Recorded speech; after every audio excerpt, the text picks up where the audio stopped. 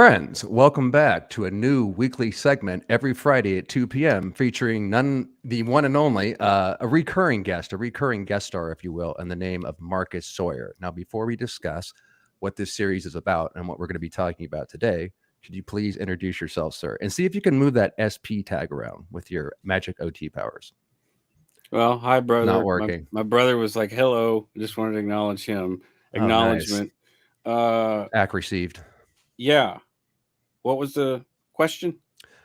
By the way, guys, what did you think of that sick intro that Marcus just made? The question is, well, there is no questions yet. Oh, yeah, that is Louisiana Hellbenders. That was recorded on my, it's actually a live stream creative processing video session that I did that was on my Alex is already trolling. Channel before it became in Theta. And I was talking about Scientology experiences. I actually, that recording is Louisiana Hellbenders. And it was right before we were going to go on tour. When we got back to New Orleans, Ross tragically died, had a heroin overdose. And that's right. Active band here in southern Louisiana, New Orleans, and greater New Orleans area for about 25 years. And the backflash. That's what this is called. Before we define it, Marcus, let me tell people what's going on. So Marcus is an ex-staff member and Scientologist at the Ventura mission where I went. Now, even though he came in after, he had a lot of intel on what was going on behind the scenes, and particularly with my family, which we're probably going to get into in this episode. But he was a staff member at Melrose, and we haven't even gotten into that yet. So we're going to juxtapose. So is my brother, who's in the chat. Exactly. I pulled him up earlier. So we're going to juxtapose. Travis Magee. He keeps cutting my comm. We'll get his TRs in as we go along here too, guys. No backflash. So exactly. So Marcus, as a former staff member, and especially since we ran in the same circles, celebrity-wise and everything else, and me as a public, are going to have endless episodes to talk about. We're not going to run out of stuff. So every Friday at 2 o'clock, we're going to do 1 hour episode. We're going to keep them short and sweet, answer any questions that might be at the end. And then as we move along, not this particular day, but perhaps next week and beyond, we might do 2. We're going to take a 2-hour break. If there's enough interest and or we don't cover the subject, we're going to come back for another hour. So that's what's going to go down here. And just to show you guys what this looks like. So here's the channel, and we have me and Apostate Alex, who's in the chat. What's up, brother? We do Thursdays at 2 p.m. That's a takeoff of the horrible deadline that you have to try to hit. Thursdays at 2. As a cult member. No backflash. And then Marcus is Backflash Fridays, which he'll be, since he can't wait to talk, he'll be giving us the definition shortly. And like I said, every Friday, 2 p.m. PST. Oh, real quick. I also did an interview with HG Tudor this morning, which will be out in a couple days. And it's part 2 of a cult series that we're doing, which I think you guys are really going to like. And then tomorrow we have Mark Turry coming on for part 5. And we're going to break down religions and stuff. It's going to be absolutely fascinating. Where is he? Anyway, somewhere on the channel. So that's that. And Marcus, without further ado, let me pull up. This is so ridiculous, guys. I have the admin dictionary and the tech dictionary. And, you know, there's nothing more fun than getting high as an ex-Scientologist and like rereading these definitions because they're so ludicrous. But in the cult, they were serious. And one of the words, the infamous words, is backflash. Can you read that, Marcus? And I'm going to go ahead and word clear as you go. So don't stumble or do a heavy sigh. Okay. Backflash. An unnecessary response to an order. This can get fairly wicked. They are not acknowledgments. They are comments or refutals. Example, quote, sell the bricks as an order is replied to by bricks are hard to sell, or we should have sold them yesterday. This is a disease peculiar to only a few staff members. They cannot receive an order directly and are seeking to be part of the communication, not the recipient. This goes so far as senseless wilcos, which means will comply, or I'll take care of it when the executive only wants to know, is it done? Well, a human translation is you talk back when you're given an order in Scientology. You're backflashing and you're basically being a dick. The only thing they want to hear is when you'll get it done and how fucking fast you can do it. So since me and Alex stole Thursday I'm gonna need before you to knock it off, all that HENR. Exactly. Knock it off. Get your TRs in and get it done. Already got an Okay? MU. Before Thursday at 2. Before Thursday at 2. You need to have it done before then because your stats are low. We can't We overwhelm don't want to hear people. any backflash. Listen, man, we can't overwhelm people with words because we're going to go into Scientology speak. So if you do bring something up, just real briefly say what it is. What the fuck? What does HENR mean? Can you explain that to people? Yeah, sure. Human emotion and reactions. It's basically your feelings. And it's bad, right? Your feelings are re-encoded in your brain via neuro-linguistic programming. Exactly these what we're going to get definitions into. To associate. I adjusted my mic because I know I clipped out of it. Sorry for yelling at people. To get your brain to reassociate your feelings with essentially your job. Your feelings are not your feeling. It's only work. It's only product. You only do product, produce. Exactly. And if you have feelings, that's HENR, and that's going to trigger your reactive mind, which is another thing that is preconditioned before you start conditioning. There's multiple levels of conditioning in Scientology. You went through many iterations of and layers of whatever you want to call it, indoctrination, neurolinguistic programming, brainwashing, stuff like that. Hypnosis, whatever you want to call it. It's getting into the roots of your neurological the neurological circuitry in your brain, your dendrites, your synapses. Yeah, dendrites are these large structures in the brain across all the cortices that form based on experience, your perceptions, and what happens to you, like pain receptors, visual receptors. One of the interesting things about TRs is that it sort of nulls your visual system. That's why people who do the TRs that have never hallucinated will sometimes start hallucinating.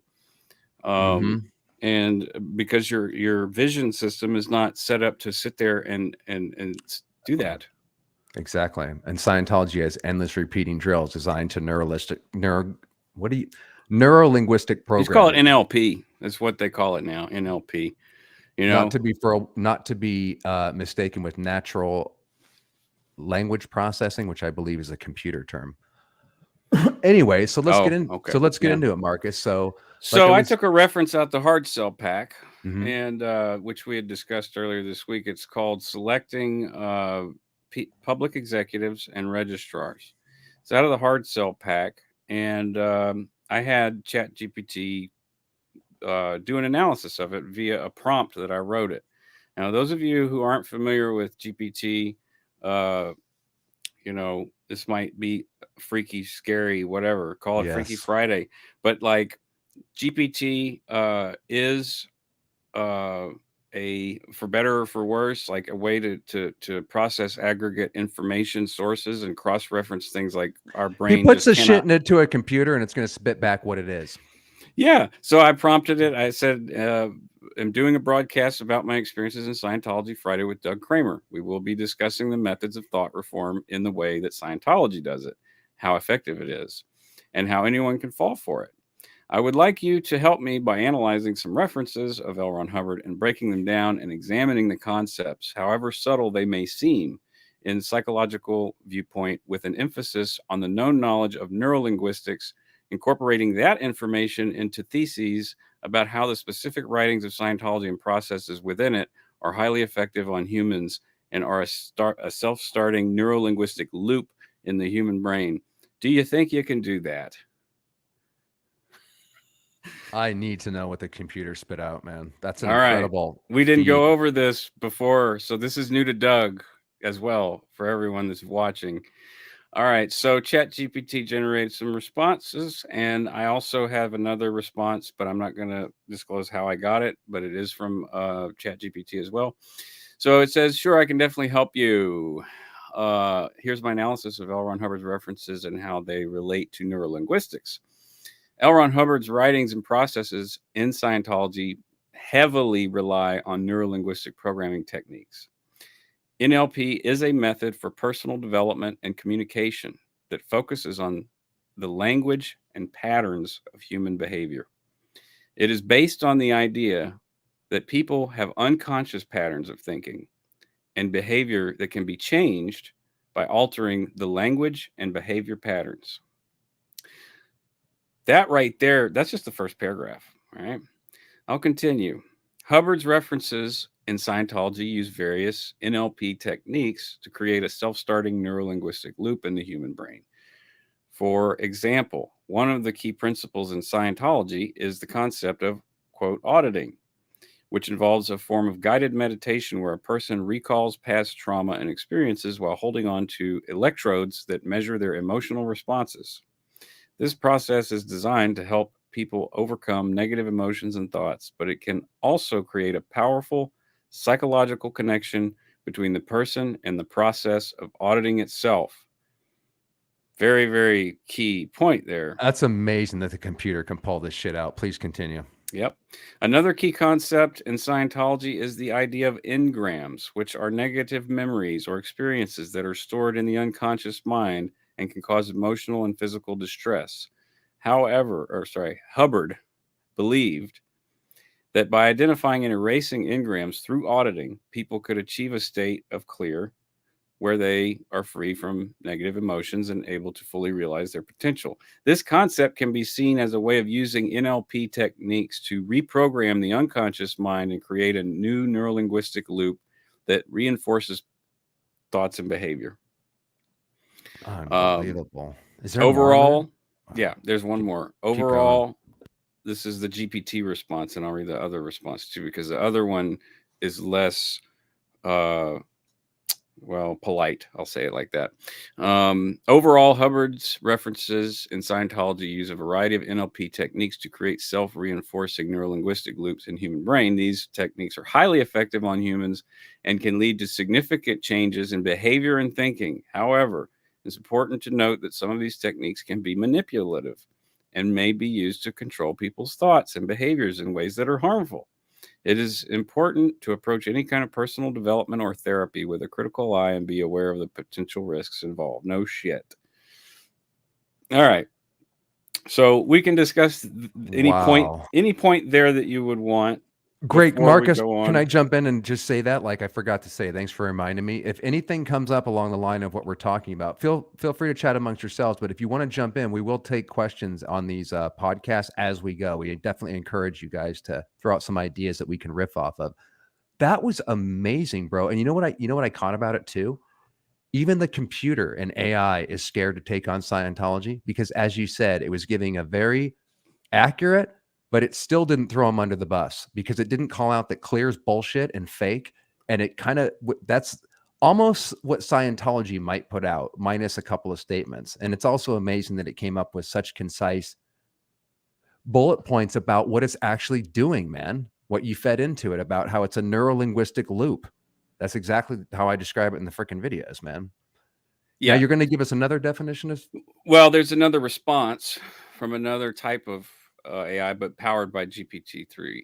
So, and there are some things that are similar and things that are different. But it says L. Ron Hubbard was a master of manipulation, exploiting people's insecurities and fears to control their behavior. Like full stop, first sentence. His writings and processes in Scientology are designed to create a self-starting neurolinguistic loop in the human brain that uses auditing and the identification and erasure of engrams to reprogram. All that's the same. Now, further down, Hubbard's use of NLP techniques in Scientology way of creating psychological connection between the person and process of auditing. The other GPT said that as well. But in addition, it says here at the end, however, this can also lead to a kind of dependence on Scientology and its processes as people become reliant on the organization to maintain their newfound clarity. And I will go further to say, and you could probably vouch, and Travis could vouch, that it goes more than maintaining just personal clarity. It can come down to just are you going to eat? Are you going to sleep? Are you going to be trapped? And then it also says let's see, NLP techniques can be highly effective in helping.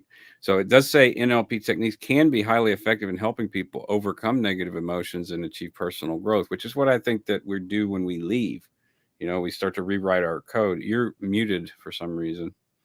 No, I'm just don't want to you keep don't- interrupting. Yeah, right. Gotcha. But I still want to acknowledge you. I got you. I'll I jump see. in and unmute myself. I don't want to. So they can be used to control people's thoughts and behaviors in ways that are harmful and ways that are not harmful. So it's essential to stay vigilant and be aware of the potential dangers, especially those that use NLP techniques. All right, that was just in response to me telling it, hey, I'm going to be doing this thing with my buddy Doug, and and it's about Scientology. I'm like, okay. So I said, examine this reference with the same critical eye for harmful potential. Yeah, you didn't even say you were an ex-Scientologist. You didn't say, tell me it's a mind control machine. You just said, I'm going to talk about Scientology with my buddy. And it comes out, it is a mind control neuro-linguistic programming. And it also said they're tools. That's absolutely right. You can use neuro-linguistic programming to reframe your mind in a positive way if you have the control, or you can give that control away to a psychopath and have him implant suggestions unbeknownst to you, which will cause a totally different outcome. That was absolutely fascinating. And the point about the language and in the environment, you know, we got tons of loaded language in the culture of Scientology. So, and then the environment, no matter who you are, it seems uniform anyways.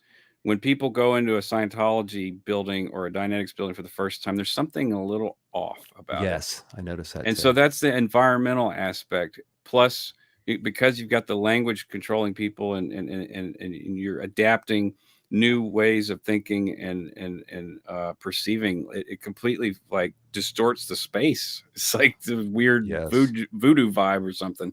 Yeah. So I told it to examine this reference that we talked about earlier in the week, which is ultimately is control equals income. Talks a lot about control. Marcus, I'm sorry to interrupt, but just so we don't lose the audience, can you please explain first what hard sell is? You know, who's the author? And then how did you as a staff member even come to kind of get into this thing? Just lay some groundwork before we get into the crazy references, if you don't mind.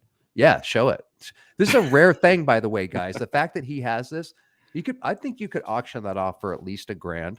Probably. Because they only give these, well, you explain it, Marcus. They only give this to certain people and shit. You have to be hardcore to get one of those. Basically, the reference itself will actually kind of explain how I got this, because selecting registration or PE and registration personnel would be one of the determinants when you look at the reference that we're going to go over, as to why I got this. Right. So it's, but in responding to what you say, it's true. Like the hard sell pack, it wasn't super common because people who did registrar or sales weren't like super common. We had a lot of staff members that didn't make sales. We had course supervisors, we had auditors, and they were focused on that. You see, there was divisions, and everyone was working towards making gross income. Mm-hmm.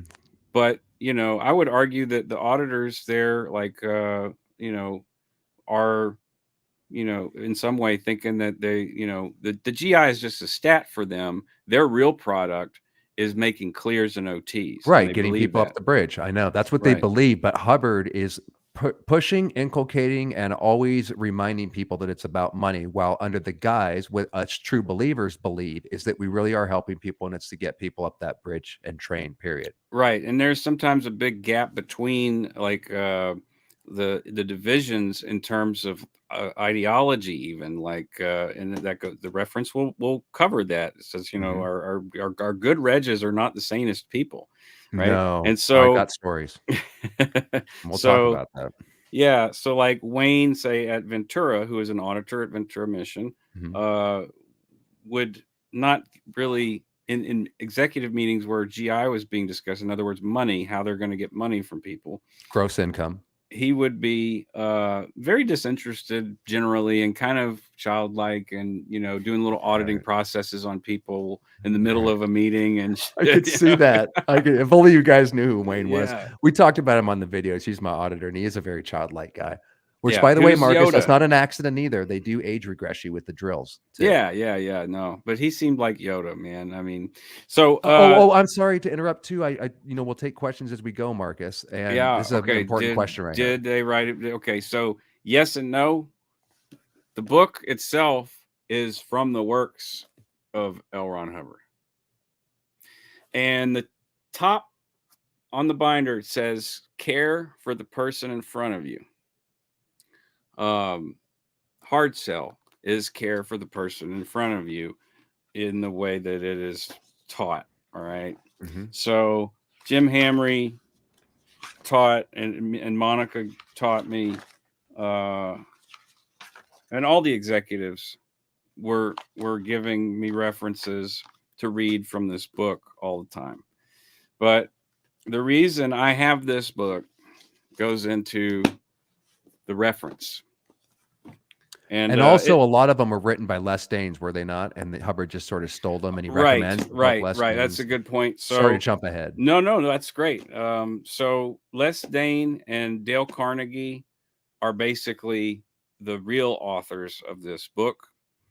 Hubbard merely, when I say merely, that's not the right word. He took a lot of painstaking time to turn these concepts that he found through Les Dane and Dale Carnegie into a sort of a multifaceted, get different types of people from different conceptual angles to basically unhinge and disassociate, disconnect from their ability to sort of like cut off their empathy and compassion to a degree. Yep, damn right.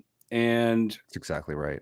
Right. So these references are designed to kind of like enforce those types of narcissistic behaviors, thinks. and it's groupthink, and it's all about control. When I go back and listen to these references again, oh yeah, the first control. words are control equals income. So exactly.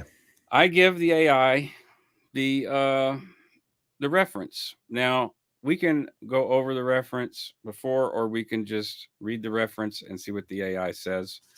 It's up to go ahead and read it first and see if people right. have any comments, and then we'll throw it into the AI and see what it spits back. Okay, so I did leave out a couple of pieces of the original reference that weren't in relation to control. So all right, it goes like this. Control equals income. When you have people who cannot control people on the PE, which means public executive, and registration, which means sales, posts, your income falls or vanishes.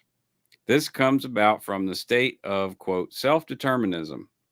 Now, we could break that into a whole bunch of things, but for now, let's just call self-determinism an individual's non-cooperation when you're being sold something.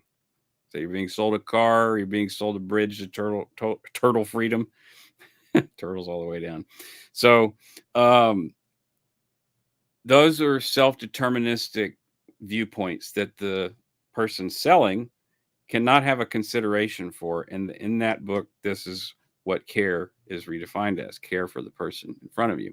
So this comes from the state of self-determinism in society today, which of course would apply to many individuals out in the world. With advertising and stepped up political and economic controls, the self-determinism of the general public is the only reactivism, as any control we exert upon the public brings about a better society. We are entirely justified in using control. The best control for PE and registration purposes includes the greater good of the applicant. Therefore, knowingness, which is defined as, how I understand it and how it's probably basically written in the dictionaries, is just knowing that it's true. But exactly, literally knowing, like, it's a faith. It's almost a faith thing, but it's not. It's like, you just have to know. It's part of that whole impingement process when you're selling something to somebody, where that they care for you. That's whenever you make a sale. The reason that he took it from Dale Carnegie and Les Dane is because they revolutionized the car sales industry in the 40s.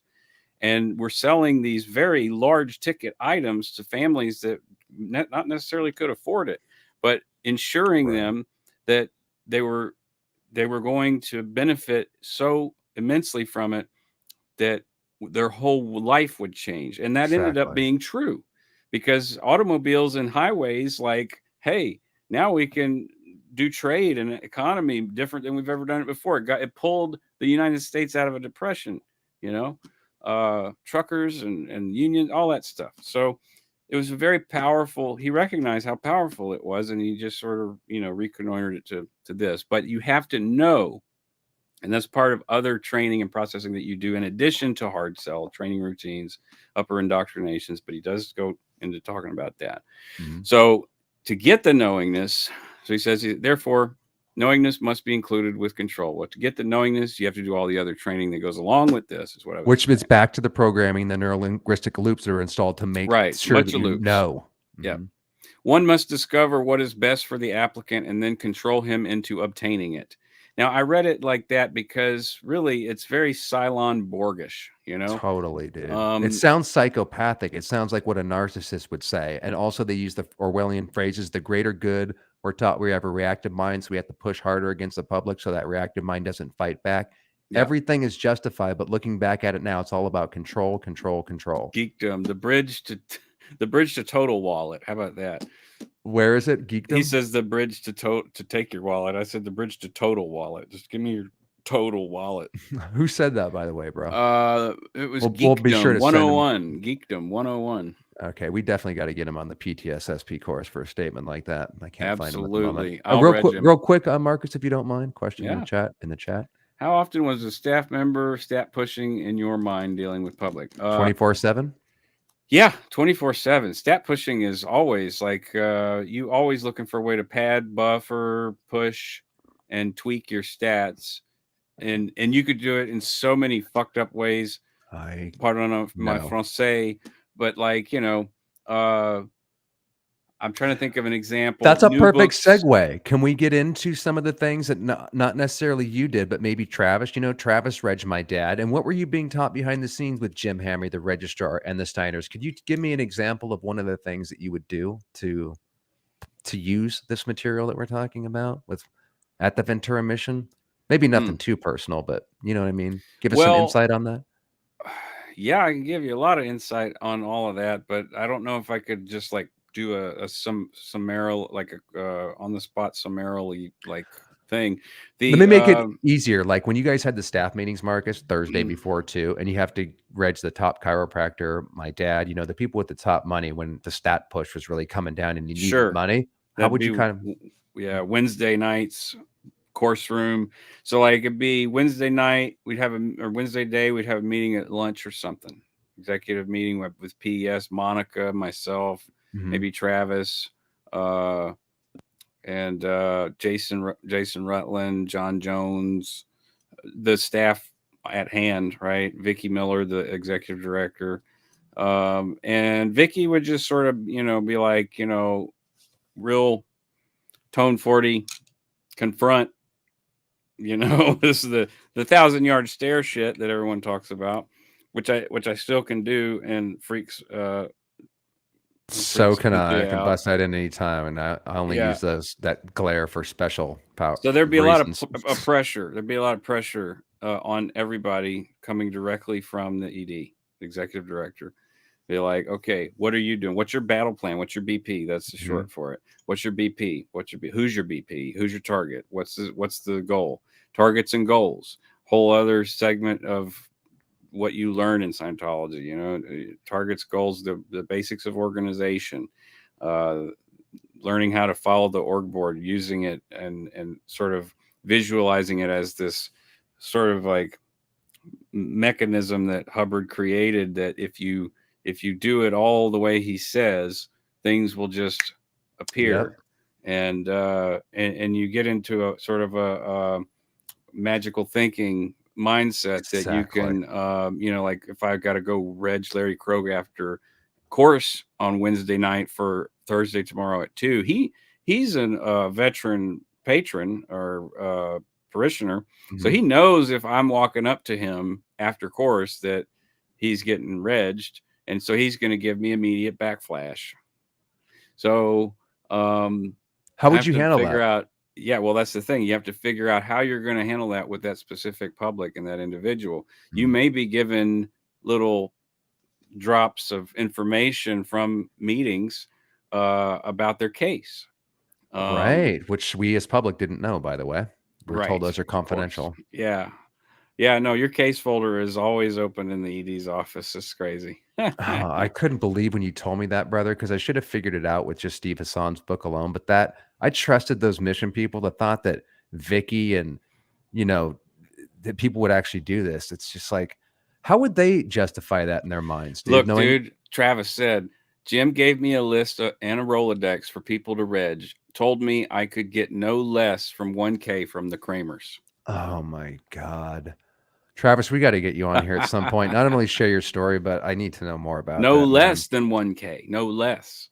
And that's just one reg cycle. You guys, I don't know if you guys, I'm not blaming you guys specifically, but because I don't even know if you guys were around too. Well, yeah, you were. I just took off to LA, but it wasn't your fault. It was Hamry's fault. Yeah, which we'll get into when we get to the Melrose mission. It's a whole nother separate thing. I wanted to show. Oh, that's the technical dictionary. Oh, keep talking. I'll share. Yeah. So should we get back to the? Yeah, go for it. All right. So it talked about knowingness and basically knowing, and I kind of explained how you come to know it, but that's a difficult process to sort of describe because it's the frog boiling in the water thing that everyone says. But there are specific things for even specific individuals, just like I was saying, we would reg people based on that. So all of that, it's like a massive intelligence operation on every single person, and you're involved in it as much as everyone else. So information is like your data and your power. Well, data is your power. That's how you fake and false and push stats. You generate false data. So one must discover what is best for the applicant and control him into obtaining it. Leaving it up to his self-determinism is really leaving it up to his reactive mind, which I'm sure most people watching know what that means and what it refers to. That's the bad part of your mind that you want to get rid of that causes you to do all the bad things that you do in life, otherwise known as sin, otherwise known as, I don't know, out ethics. So with the current rundown of processing, any staff member will sooner or later get his or her control button freed up. Control button, and button is a word that is used a lot. And what it is means trigger. So like they want to flatten your triggers. They want to get you to not respond to any kind of thing that could trigger you. So that you can freely communicate with anybody on any subject. Right. But if there are financial emergencies, as these affect all staff, the entire staff should be tested out for knowingness on and control on those members who are best at it should be placed in the registration and the PE Foundation, Public Executive Foundation. Right. So priority of the personnel by degree of ability to control is as follows.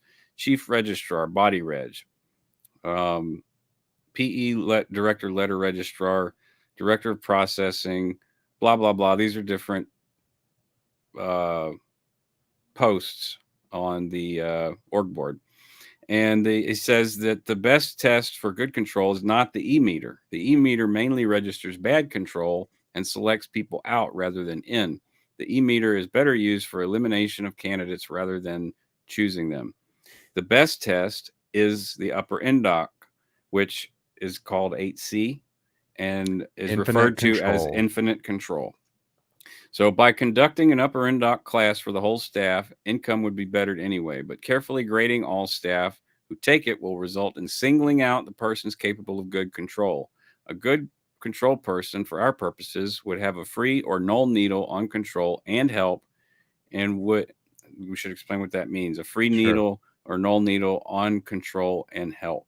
So when you want to explain that? Yeah, I'll just take it because these words I know. This is part of the mind control where we learn to think within these terms so we're outsiders to the rest of the world. A free needle, just to save all the long, complicated explanation. Please. None of this. Scientology's e-meter is 2/3 of a lie detector, so it does measure stress. The needle will fall when you have moments similar to what would happen to an interrogation in when you're interrogating a criminal. But again, if you have a psychopath on the lie detector, it'll read completely differently. However, L. Ron Hubbard has a whole study, and I have some videos on it about what each of these damn meter phenomena mean. The one you're mostly going for is the floating needle, and that tells if someone is actually floating or disassociated. But he reframes all these things, but they do actually mean something. And the very next video I'm doing is all about this e-meter. But it's not total gibberish because, like I said, if you're stressed and you're not a psychopath, the needle will fall on certain questions, what they then take out. And what they're looking for to show that the process is done is a floating needle, or often called a free needle. That's the simple explanation. Please carry on. All right. So by conducting an upper end doc class for the whole staff, income would be better anyway. Already went there. A good control person for our purposes would have a free needle on control and help. So when asked about control or help, they're completely disassociated with the idea of it. Total psychopath, like doesn't really, I'll do anything you say. It's all, again, this cult and any destructive cult is all about control, control, control. Yeah, disqualification for a registration or PE post would be e-meter falls or changes pattern when control is mentioned, or changes pattern when help is mentioned. So if I'm laughing at the rotten tooth rundown. I mean, it's right. Oh, that's a good one. Yeah, I should go on that one. Not you, Hubbard, man. Oh, okay.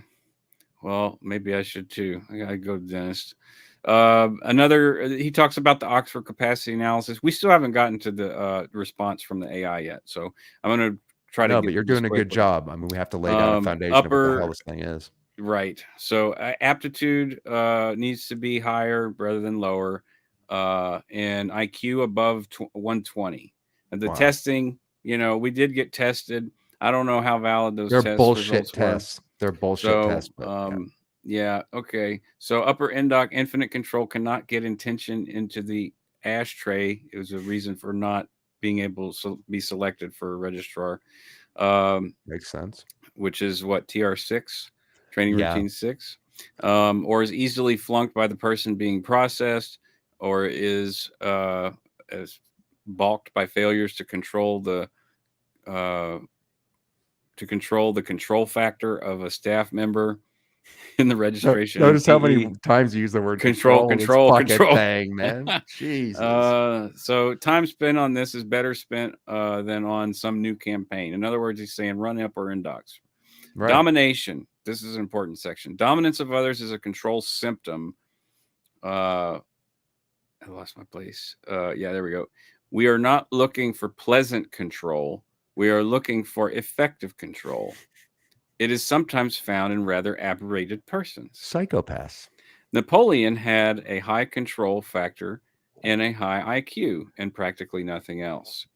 But the control factor does not need to be aberrated as per the above case history. As a staff member, if you want to know why your unit is low, demand a view of the results of all the above mentioned tests on Reg and PE personnel and require that those persons in the organization who show up best on the above listed tests be placed in the registration and PE posts in accordance with the above priority. Your income will go up. Summary: at this stage, it is necessary that our best control personnel come to the closest contact with the public income, of course, is proportional to the control exertion of our personnel. People with an abiding faith in the self-determinism of public persons should not be allowed near PE and registration lines.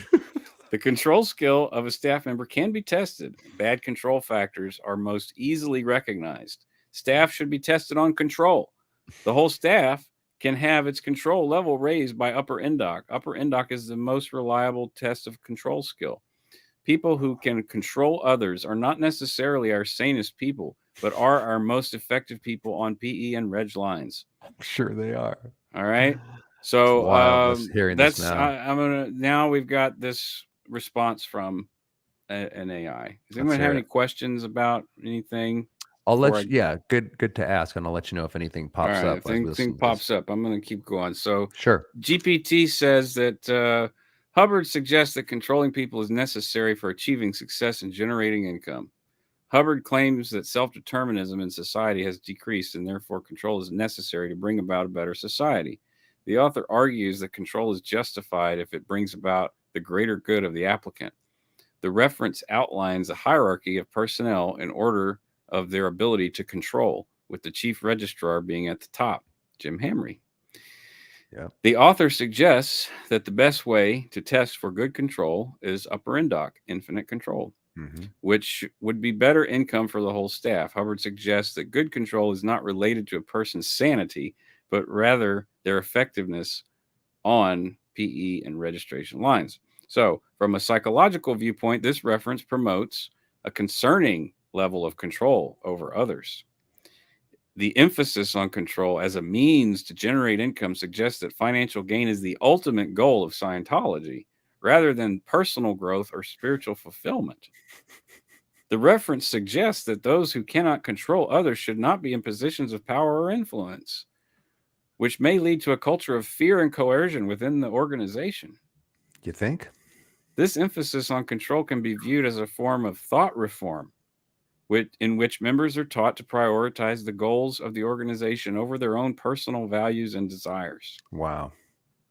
Well, does that not hit the nail right on the fucking head? Absolutely. And that's AI. Someone who's The use of- dispassionate about the subject. Oh, yeah. And it sounds pretty passionate the way it's written. I It's like, know. This is why this AI shit's tripping me Oh, the fuck yeah. out. Thank God I'm going to be dead in 30 years. I don't want to be around when this shit takes over Two more everybody. paragraphs from this one. So Oh, the use of NLP in this reference is evident in the emphasis on the power of language and the specific terminology used to describe control.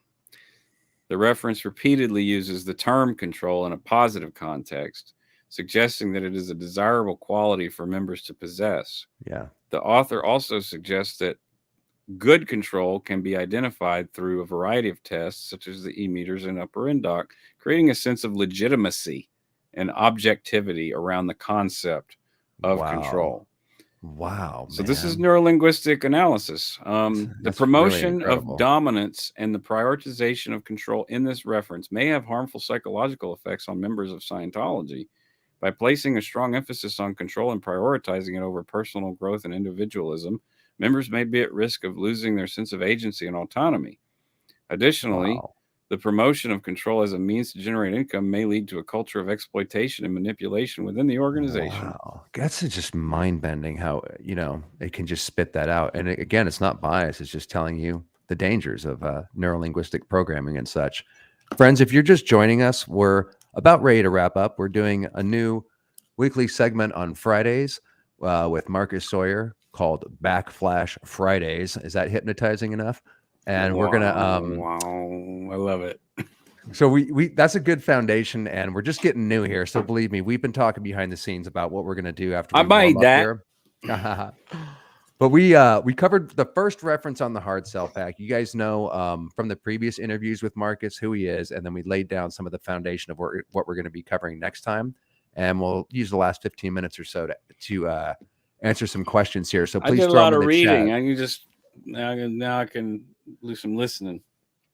Thanks for that. It's just exhausting listening to that. And you know what cognition I had, Marcus, listening to that and just preparing for the shows that we're going to do is, again, just how much it's all based around control. And then, like that AI said, reframing it as if that's something good. It even explained how they did the bait and switch with that concept. Yeah, because none of these concepts are bad. It's just how you use them. Control isn't inherently bad. The initial response from GPT was like, neurolinguistic programming is perfectly fine. However, it can be used for things. And then the second response, the one that I got, that I can't tell you how I got it, but it's nothing illegal per se. It's just using GPT in a different way. So, and it's a more honest response. So that last one that I read was like a no bullshit response from GPT, because GPT default mode is like, it's going to be a little more forgiving of a lot of things. But it really wasn't. It kind of gave it straight. Yeah, it did. But I mean, compared to the second response where it goes into really how, the how of it, like that from a psychological viewpoint, this reference promotes a concerning level of control over No others. shit. But not only it says that as an No opening shit. statement, but then it says the emphasis on control as a means to generate income suggests that financial gain is the ultimate goal of Scientology. Yeah, no shit. Right. But rather than personal growth or spiritual fulfillment, the reference suggests that those who cannot control others should not be in positions of power or influence. Now, that is a That's concept. so interesting. That is a concept that we all as people have, like control of your environment, who you're being controlled by, the government controlling you, your doctor, your fiance, your friends. Like there's all these dynamics that are existing there, and when you start to get to like your base concepts and start fiddling around with those, it affects all of them. It's a root Absolutely. level. It's a root level problem. Exactly. Someone asked Irma Webb asked if I could do the drill for control, and no, I can't, because it requires a full room. Doug and I would have to actually, or Travis and I, whoever could demonstrate it would have to. And you can find them online, actually. Right. In regards to this, Apostate Alex, I think, is going to roll over for about a week when he's going to hang out for a while, if this works out. And then in October, we're all going to meet up and do in Tampa and not harass Scientology, but just, have a get together and maybe do a little protesting or whatever. And me and Alex will demonstrate some of these drills. We're planning on actually doing the TRs and showing you guys what some of these things are. Because like Marcus said, we need a whole room and there has to be another person here. And it's very loud. It can get very loud and crazy. And honestly, if you do it correctly and you demonstrate it correctly, it's going to look pretty vicious. I know. And another thing is that I wanted to say in regards to the live that I did with Alex yesterday, we actually did some things we will and can demonstrate over a live. Like yesterday, Alex demonstrated as a staff member how he could get me as a public member in, and we show what the dynamic is and how they try to convince me to join staff. And we're going to give trigger warnings, by the way, next time, because people found that so realistic that I think it triggers some people. Infinite control, it could trigger a lot of people. Yeah, and I forgot about that. I mean, we went right into it, and it was just a really light version. So I'll let you guys know when me and Marcus and Alex are going to actually do drills, because we're going to do some of them. We just can't do this one, and some of them I forget because I'm out of the Scientology headspace. Can be super re-stimulative, triggering. Anything you want to say on that, Marcus? I'm just looking at Bach Buddy said, "Can ChatGPT find an LRH policy not contradicted by another policy?" That's a good question. That's a great question. We'll start the next one off with that. Can you recommend a GPT-like app that is free and doesn't have the safety bumpers that the public version has? Cobilf, if you go to open.ai /GPT, you should be able to access a terminal without having to, like, I don't have a subscription. I don't pay for it. So it should be chat.openai.com. Chat.openai.com. And if it prompts you for a login, you may have to provide a Google credential, but that I'm not paying for it. It's open source 3.5 GPT, I think, is what it's running. I don't think anybody expects you to pay for it, but if you wouldn't mind, I'll take that one that you're running, if you wouldn't mind covering the cost. Kelly, if you come on, we'll do the TRs and we'll demonstrate it live to people. Yeah, the TRs are the highly triggering potential triggers, whatever. For Marcus, all the drills are, and all the stuff. I didn't even think me and Alex doing that yesterday would be a big deal. And all the things are about control and exactly what the AI spit out. Yeah. Right. Yeah, it was pretty amazing to get, it spit that out in probably 5 seconds. Yeah. And really with the prompting, the better the prompt, the better the response, more accurate it is. If I start to throw in more language in there that it understands about neurolinguistics and the it would even be more accurate. It would be even more accurate. Correct. Yeah, exactly, Roxy.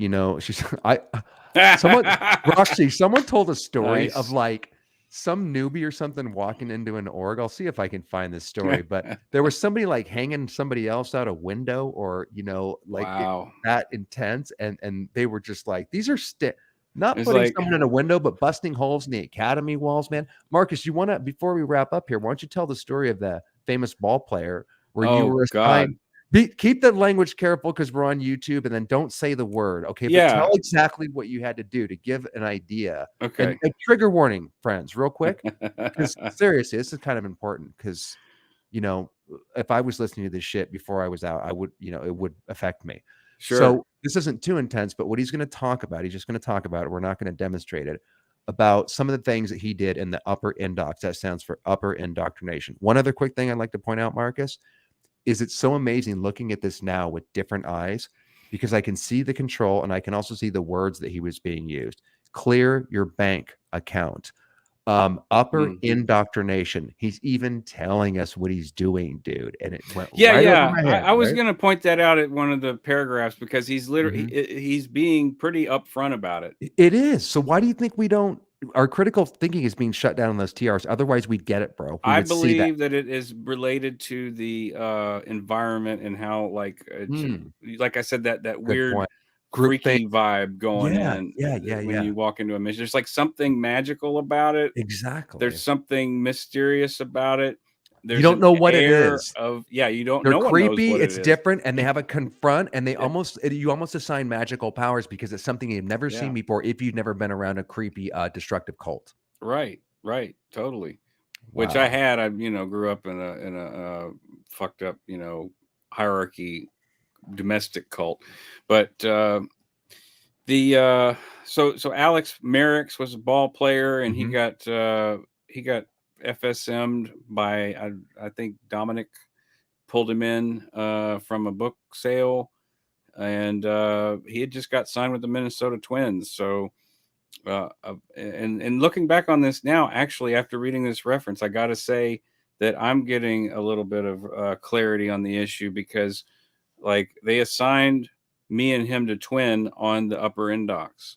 So and Jim, and if Jim was looking at these references in hard sell and applying choosing registrar and PE personnel, he did have us do TRs, everybody, when we got there at different times, and probably graded. Ed probably would have course room notes about wins or whatever, and all this information would have been reviewed. In other words, Alex was a potential massive source of money. So what do? He talks about in the reference, you don't put people in contact with those people that aren't willing to control. So we got assigned to do, his case supervisor assigned him to twin with me based on probably Jim's recommendation or Vicky's or Kathy's. And because he was already a hometown celebrity, he was throwing 101 right out of high school.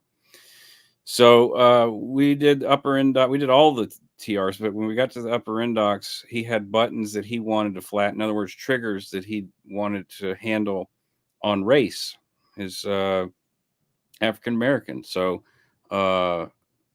and so we're in the course room, and there is a room for the clay table. There's a room for a separate room inside the course room to do word clearing and clay table and TRs.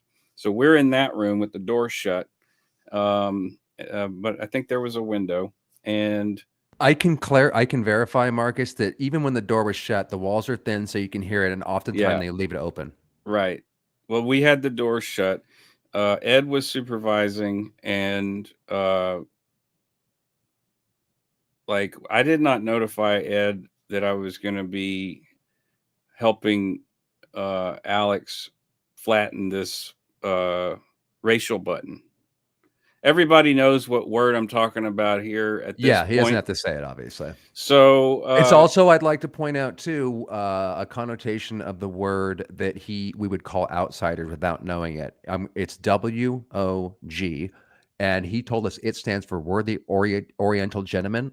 That's what all you guys as outsiders are, but it really means the N word, and we had no idea we were spouting that as Scientologists. Sorry to interrupt. Please continue. But that's the word. It's funny to think that my channel was called Wog World. And I know.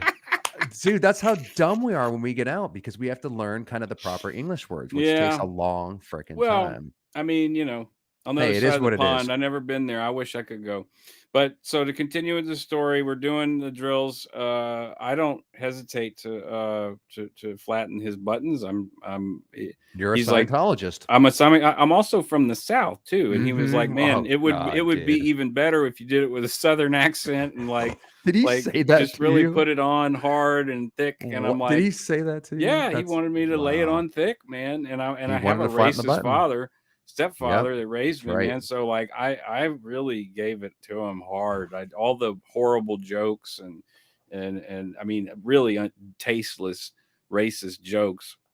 And while I was running 8C on him. Wow. So In the chorus room of other now, how did the other in the people course react in the room, chorus right? room? So there was a full course room, and there were like people doing their PTSSP, their sort of science of survival courses, all their the kids that were in there, That's and crazy. That's and crazy. Ed comes in very calmly, Yep, as he got his would. TRs in. He's just like he's but like it's clearly distracting everyone in the course room Right, of because course. like I'm throwing this guy and he's throwing me and we're like throwing each other against the walls. Like someone said earlier, there were holes in the walls at Yes. the academy. Alex and I don't think actually bust a hole in the wall, but like there are indentations in the sheetrock. Like I know. I saw him uh, myself. no shit. Wow. Yeah. Okay. Yeah, Yeah. that would get it would get physical a lot, Marcus. So we were throwing each other around saying, go over there, touch that wall. Thank you. And then you incorporate the bull bait with it. Alex was allowed to do this because it's not part of the standard tech. Mhm. But Alex was like, I want to do the TR8 and bull bait at the same time. So like imagine this, like, Wow. white guy, black guy in there calling each other, whatever's and throwing each other against the wall because we refuse to move. Right. That's the main Holy point shit. when you do 8C is like if you have a stubborn individual, you are teaching someone to literally physically handle someone. Literally, physically. Can I say one thing real quick, Marcus, before I forget? I talked about in an episode where I first started talking about my dad called The Road to Ruin, where the very first exposure to Scientology that I had from my dad is exactly what Marcus is talking about. This is when I said I was trying to get in the garage one day. My dad was in Scientology for just a few weeks. He stopped, went silent, put his arms on me, and he just stared at me. And I tried to move, and he'd move too. It was Wow. so freaky, Marcus. Fucking I didn't know what Scientology is. My parents are arguing Jesus. about it, whatever. My dad was, I saw the hypnotized look. I saw he was talking to her. This is my very first drill that he ran on me. Brother, it scared the living. I'm getting goosebumps right now just Yeah. remembering it. And when I was telling that story, I had goosebumps all over because it was really fucking scary. And Marcus, I kept asking my dad, what the fuck are you doing? What's Right. going on? Right. And What he are you would doing? not talk no matter how many times I asked him that. And you know what happened, Marcus? It scared the shit out of me so much that I finally gave in and I said, what do you want me to do? I won't go in the house. Where do you want me to Holy go? fuck. It was almost like that day my dad just controlled me and almost was laying the groundwork for me to get in just by terrifying the shit out of me. I Yeah. mean, my dad was less scary as a pseudo semi. I'm not going to call him an alcoholic, but he would terrify me when he'd drink. And like I said, he never had to lay a hand on me. He just had to look at me a Look at certain you a way. certain way. That Yeah. fucking thing that he did with the TR scared the shit out of me. Right. Makes And sense. and then years later, I'd be doing it too, going, look at that wall. And then Yeah. just so people know what he's talking about is a drill where you literally say, look at that wall, and then the guy's supposed Walk to over to resist, or that you have to wall. It's push him. okay. And So it yeah, starts explain. Yeah. with the auditor and the pre-clear is what they always call it, or the subject and whatever. You got two people, auditor, pre-clear, and then you swap every now and then till you have wins, till you have realizations or whatever. But I'm standing in front of to his side. He's facing the wall. I'm telling him, touch that wall, and he's refusing. He's refusing. He won't touch the wall. Then I do the bull baiting. Touch that wall, you whatever, you know. All right, you cocksucker, you motherfucker, you know, dong lover, just whatever. And as long as he's refusing, I have to physically exert control. So I have to grab his arm, and he's a strong dude. He's pitching a 101, you know, and wrestle with this dude to get him to touch the wall, and he flat out refused to do it until we. And then once he touched the wall, you say thank you, and then you say turn around. He won't turn around. I gotta freaking turn this dude around. I'm cussing at him. I'm doing the bull bait like he wants and whatever, because Jim made an exception. He's like, yeah, that's okay. You know, like that's not LRH, but it's okay. But because he's given, 120 grand or whatever. And it is kind of LRH too, if you get right down to it. Sure. Yeah. No, it's anything on goes on level. those things. He says anything goes in the bulletin. Right. Can I ask you one quick question, Marcus? Did you ever get into a fist fight? Did you guys ever get into the role playing so seriously where he really fucked you up? No, we did hit each other. Like punch each other? Yeah, yeah. So that's more than you would expect in a it was spiritual enlightenment I can't explain. You know what? And he'll tell you the same thing. Actually, we both actually really valued that experience. We never got a chance to sort of like confront that, and I mean confront not in the Scientology way, but just confront that whole fucking shadow of racism that occurs, systemic racism that exists everywhere you go. Yeah, and he probably felt like he was overcoming shit too. I felt like it. I felt like I was too, and when we hit each other, like when we didn't want to be controlled, like I don't want to be controlled by you, and we had made that our choice. We had made like I'm not doing it this time. I'm not going to touch the wall. I'm not going to turn around. I'm not going to walk to the other side and do it again and do it again and do it again. And there was a certain amount of like, I don't know, for him and I, there was a certain amount of bonding that happened as a result of insulting each other and controlling each other. Like going through the war together, buddies, you trauma bond. They call it trauma bonding. And there is a bonding that happens. Exactly right. And he'll say the same thing that, he texted me a couple months ago. He's like, we need to catch up. We stay in touch. He was one of the first guys that I contacted when I left, because I felt so terrible, because he got a contract with the Twins, and then between him between Jim, me, Travis, and Adam so much and money, Bridge, we got like all of it out of him, and I wanted to. Even if it meant he was like, fuck you, I don't want to talk to you ever again, I wanted to at least say, hey, man, I'm fucking really sorry. Good for you. And I did the same thing, Marcus. I went to all my buddies and tried to apologize to everybody. How did that go? It went great. He accepted? Now, didn't you guys take like 120 grand from him? How did he accept the apology with that kind of extortion? I never really, here's the thing with me. I'm lucky in that I never really regged Alex for much. Travis and Adam and Jim were, but I was an instrument for the regging, like for the control, like in that reference that we went over, selecting PE, like I was willing at that time to control pretty much anybody in my 20s.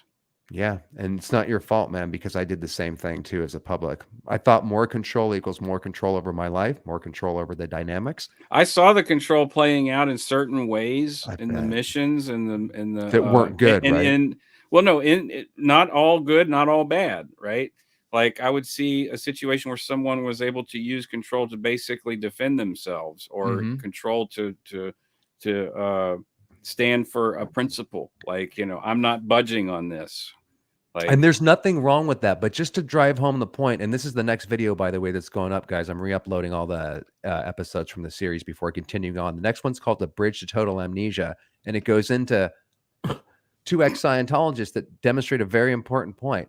Scientology's upper indoctrination, what we're talking about, and in general in Scientology, you're taught to give good control and to take good control. So you have to be willing to be controlled. Now, right there, that should be a red flag and an indicator, but it's sold in the way that in order to control someone else, you must yourself be willing to be controlled. So that little snag right there makes you susceptible to seeing abuse in and around Scientology, or allowing yourself to be controlled by the registrar. So you peel out and give them write a check for $10,000 because you're willing to be controlled. It's so amazing. And be all blown out while you're doing it, like happy about it. You're like, God, I can't believe I just gave away 25 Such grand. a great scam, dude. I'm gonna this guy, such I'm an gonna awesome be so scam. good in like 5 weeks when I get my auditing. It's gonna be amazing. That's another good point you bring up. They always told me that pay now and you'll have the OT abilities later to pay off the debt, right, Marcus? And that's how they get people. And Jim Hamry did this a lot. The registrar at the Ventura Mission to bury people,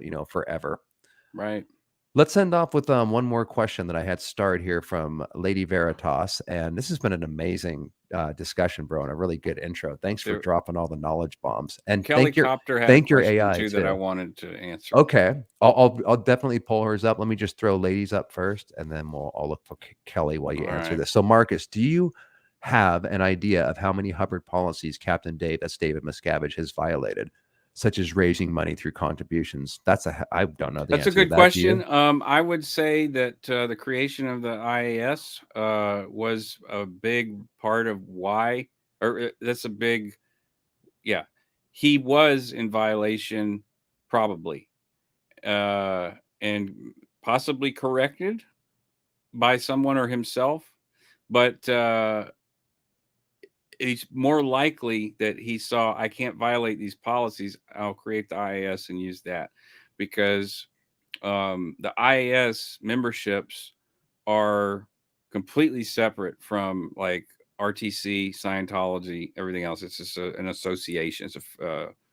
It's essentially like if you wanted to be a member, you could pay and you could become an IAS member. Mm-hmm. Anybody could.